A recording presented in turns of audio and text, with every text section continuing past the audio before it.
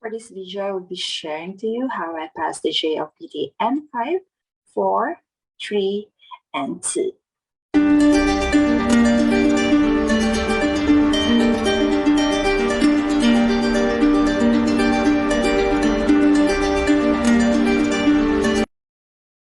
Konnichiwa minasan, Sheila tomoshimasu. Hello everyone, welcome back to my channel. This is Sheila, creator of Course Real Deal. So for this video, I'll be sharing to you how I passed the JLPT N5, 4, 3, and 2. Yes, you hear it right. I took all the level of Japanese language before I got my N2 certificate. I'm thinking of taking N1 as well, but not yet for this year since it's pandemic and also it's been a year now here in the Philippines that the JLPT is cancelled. So it's not my priority yet. Before I share my journey on how I passed the JLPT, please bear with me. I'll be using English for this so other nationality could understand me. But since English is not my mother tongue and I am a Filipino, please understand that I may not be always grammatically correct, or some of my pronunciation might not be that very good. I'm not that fluent in English language as well, but I will be trying best so you could understand me. それでは始めましょう. So let's begin. So I started learning Japanese language way back 2012. I the requirement needed for me to go to Japan. For almost 3 months, we started learning the Minano Nihongo, first book for the textbook. So I finished lesson 1 to 25. We'll be waiting for our employer to select us to go to Japan to work there. And then after that, I took JLPT N5 December 2013 and got the result around January 2014. But first, let me tell you what is JLPT. JLPT means Japanese Language Proficiency Test. So what is the use of this JLPT exam? So the use of this is to evaluate non-native speaker like me. This exam evaluates us and certify our Japanese language proficiency. It covers our knowledge on Japanese language, our ability to read and to listen to the language. JLPT has 5 levels: N5, N4, N3, N2, and N1. The easiest or the beginner level is N5, and the most difficult level is the N1. So I took N5 before going to Japan as a requirement. So it's mainly learned in the classroom. I memorized all the vocabulary in Minano Nihongo Ichi, or the first textbook, as well as listening through YouTube and the CD from the book. My purpose of taking Japanese language during that time is for me to use for my previous employer and for me to go to Japan. So I really need the certificate of a JLPT. So I will be giving you 5 tips on how I pass the JLPT language. So if you are going to work in Japan, you need to pass at least JLPT N5 and for you to have the JLPT certificate. So my previous employer in Japan need the JLPT certificate as a requirements before me going to Japan. And that certificate will determine my ability in Japanese language. But I may say, if you are confident enough, you may skip this level. Or if you are very comfortable in reading hiragana, katakana, and about 100 kanji, you will be able to pass the JLPT N5. So let's make it simple. If your purpose is first to have the JLPT certificate for your employment, on my own opinion, you should take the N5 level first. So here is my first tip.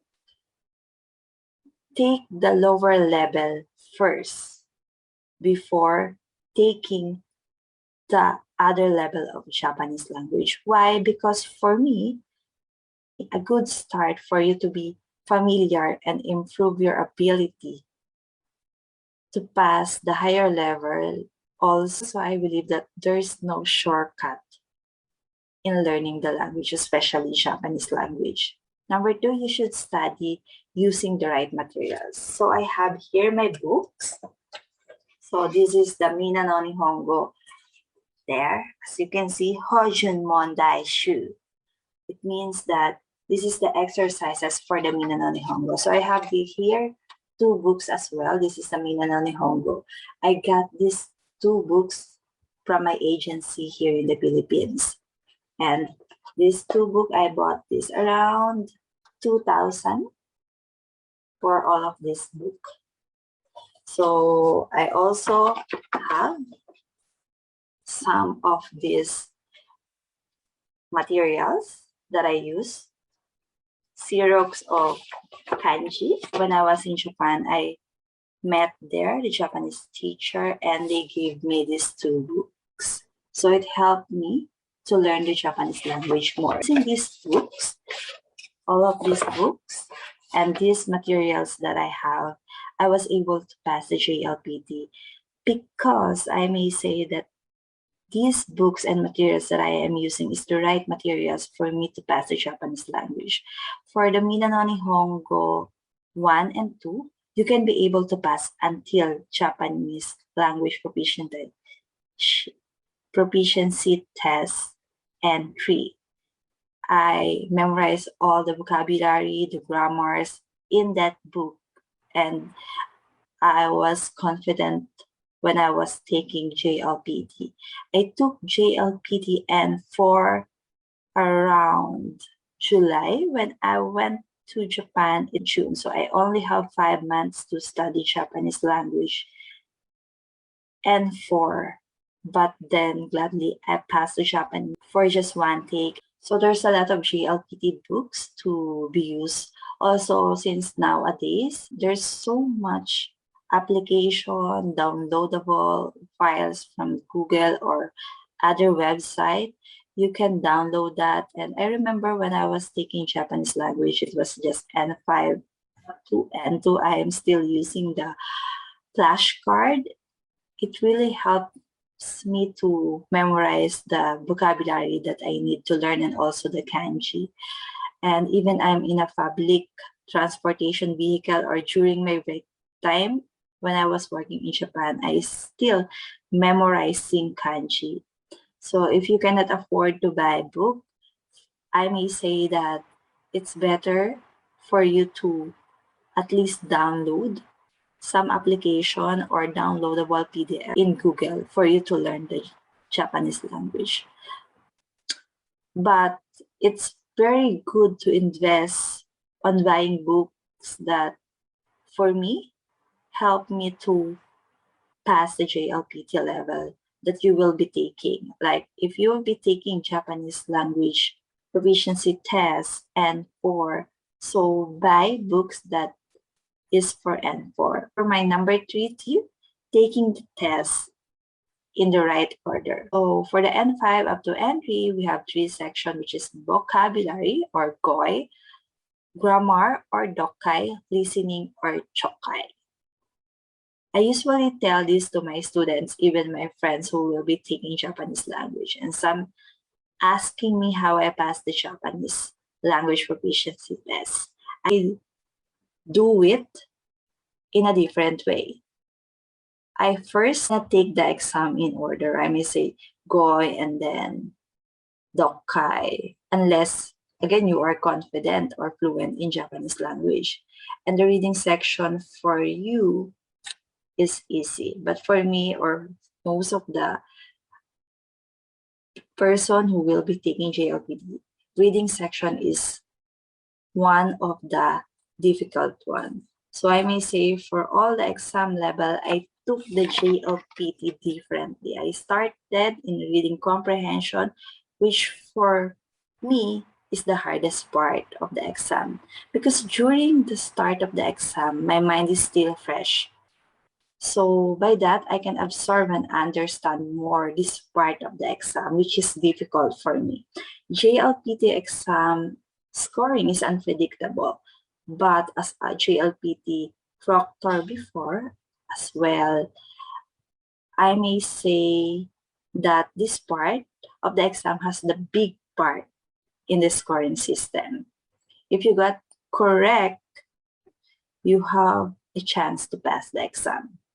So after that, grammar, vocabulary, and kanji, which I may say that easy compared to reading comprehension or the reading section. So you can answer it quickly and correctly, and you still have time to get back to those questions that you are unsure. And number 4, I may listening part. So don't mind the previous one, but focus on the current listening part because it may disturb you and you will not be able to understand and get what is the listening type. So do practice tests. Some of these practice tests can be quite difficult or more difficult than the actual exam. But for me, I do believe in the saying that practice makes perfect. So even if you don't pass the practice test, not necessarily mean you will fail the JLPT. As I said, most of the practice tests is more difficult than the actual test.